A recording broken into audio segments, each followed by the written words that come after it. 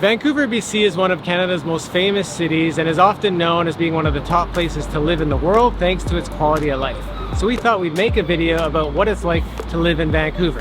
Now, Vancouver is not our home city, but we do know a lot of people who live here and a lot of people who have lived here and have moved to Alberta and have told us what it's like. Plus, we've been here many times. So in this video, we're going to take you on a little tour and show you what the pros and cons are of living in Vancouver. We're Matt and Carla, a Canadian couple with two totally different backgrounds, sharing our experience and advice about traveling in Canada. So follow along as we continue to explore the second largest country on Earth.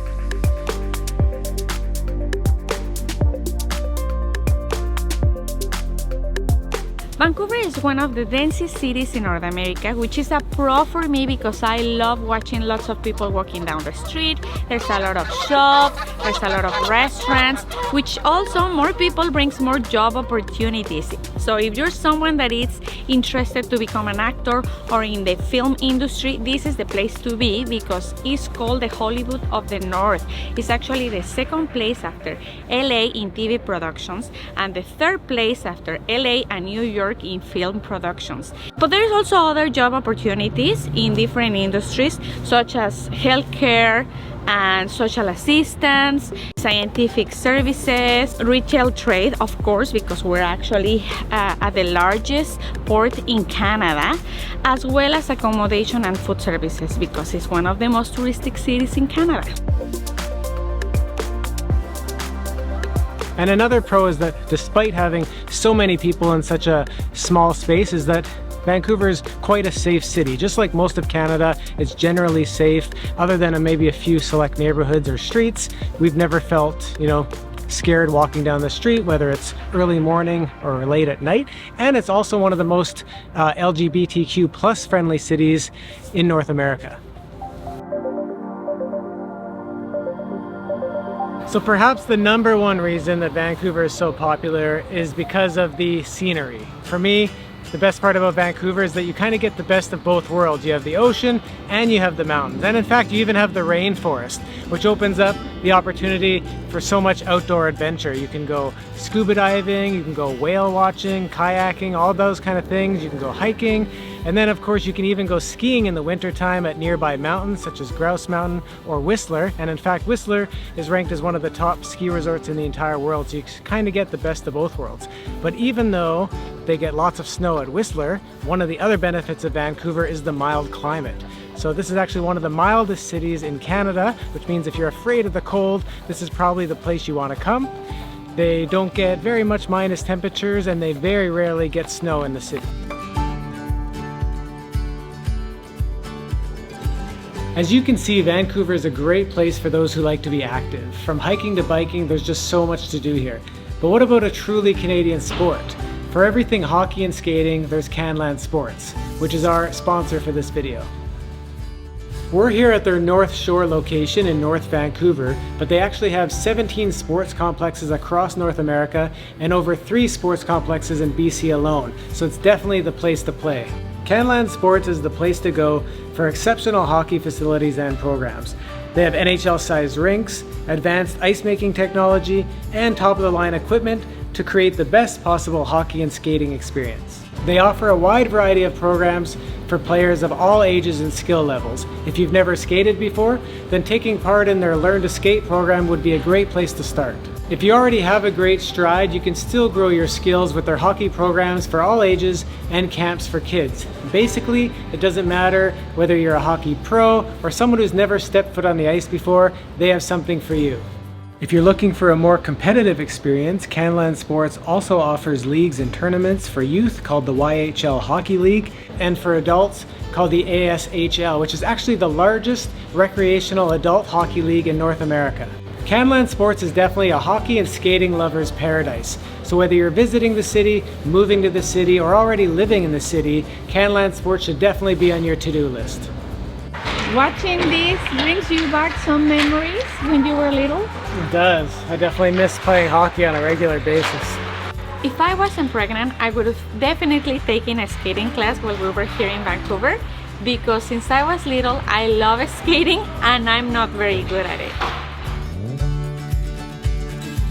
Right behind me is Granville Island Public Market, a really popular attraction in Vancouver. And it actually brings me to two other pros about living in Vancouver, one of which is its diversity of people. You can pretty much find people from all around the world in Vancouver, and from what we've read, about 40% of the city is made up of immigrants, and it has the highest concentration of Asians per capita in North America. And with all that diversity of people, you get diversity of food. So there's lots of good food options here. You can pretty much find something from anywhere in the world. And of course, as you might imagine, one of the most popular foods here is Asian food. And from what we've heard from locals, you can even find sushi sometimes cheaper than McDonald's.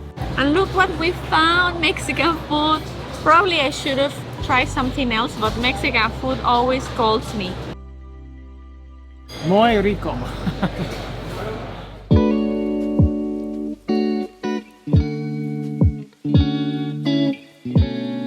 Another great thing about Vancouver is they have one of the best public transportation systems in North America. Having traveled all across Canada, I can definitely tell you that it's the best one in this country, as there's such a wide variety of public transportation here, including buses, sea buses, water taxis, and the really efficient SkyTrain that even takes you to and from the airport. It typically runs between 5 a.m. and 1 a.m. every day. It's generally reliable, safe, and clean, and it's really not that expensive. In fact, if you live here, it typically costs between $100 and $180 a month. And a lot of Vancouverites don't even own a car because they pretty much don't need one. And even if you like to bike, Vancouver is ranked as one of the top 20 bike-friendly cities in the entire world. And even if you don't own one, you can actually rent bikes all across the city.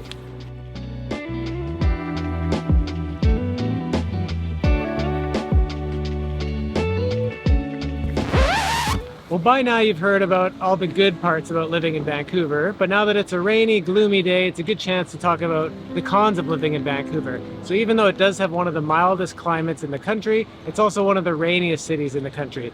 Now, depending what websites you read and the stats, it's hard to figure out exactly where it ranks, but we have heard that it's about the third rainiest city in Canada, with an average of 161 days of rain each year. In terms of the amount of rain, it's kind of interesting how it varies from one side of the city to the other, but I've read that over in Richmond, Vancouver, it averages about 46 inches of rain each year, whereas in North Vancouver, just across the bridge, it can reach up to 96 inches of rain a year. So it's definitely a wet place to live. However, most of the rain occurs during the winter months. Another con about Vancouver is that they have a pretty high homelessness and drug addiction rate. It's quite evident around the city. You can see sometimes people living in tents right on the sidewalks in downtown Vancouver, and even where we are right now in Gastown, which is actually one of the most popular tourist destinations because this is where the city got its start. This is where you'll really start to see a lot of that activity, and it even looks quite a bit dirty at times. And if you go further east, there's a place called East Hastings. This has always been known as the place where a lot of those people hang out. But unfortunately, of course, in recent years, it's gotten even worse. And we've even ran into tourists, and we know people who have visited Vancouver, and they're quite shocked by what they see. And of course, it's worse if you live in this area. I have seen videos of people having trouble getting into their apartment because of all the tents there. So it depends on where you live. And of course, you know, for the most part, I mean, we feel really bad for these people, of course, and they're not dangerous for the most part. You can walk around. It's still relatively safe, but of course, it's not something you want to see.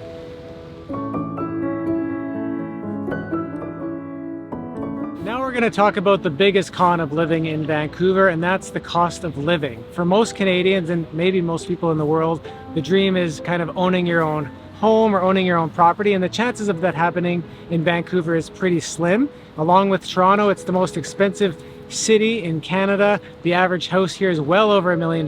Even condos go for over $1 million usually, and even rent for about a one bedroom on average is more than $2,200 a month. So I've never heard of this before, but approximately 70% of people in Vancouver have at least one roommate, if not more. So it just goes to show you, trying to survive here and own your own place is very, very difficult.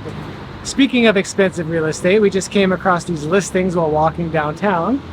This little apartment, 517 square feet, one bedroom, one bathroom, is going for $668,000. And in Calgary, you could probably get one, two bedrooms, two bathrooms for at least half that. And then down here, there's even a house that looks like you'd probably want to rip it down, going for almost $2.3 million. And you're basically just buying the land. Like, it's totally crazy. Last but not least, another con that we've heard from a lot of friends who have moved here, and even from some friends who moved to Calgary who lived here, said it's a really hard place to make friends. So it seems like maybe Vancouverites like to kind of stick to their social circles, and it's hard to break in. So that might be another con if you're moving here. But overall, weighing the pros and cons, the only con that would really keep me from moving here, and it's a big one, is the cost of living. So, you know, a house being probably $2 million or really high rents, I just don't think I could stomach that, nor could I afford $1 million house anyways. So that alone would probably keep me from coming here. But otherwise, I would love to be around the mountains and the ocean at the same time. But what about you? For me, there's 3 cons that will stop me from moving here. One is, of course, the cost of living, because I don't want that we spend our income like paying for rent or, you know, like a house. We like to do a lot of stuff. I don't really like the rain.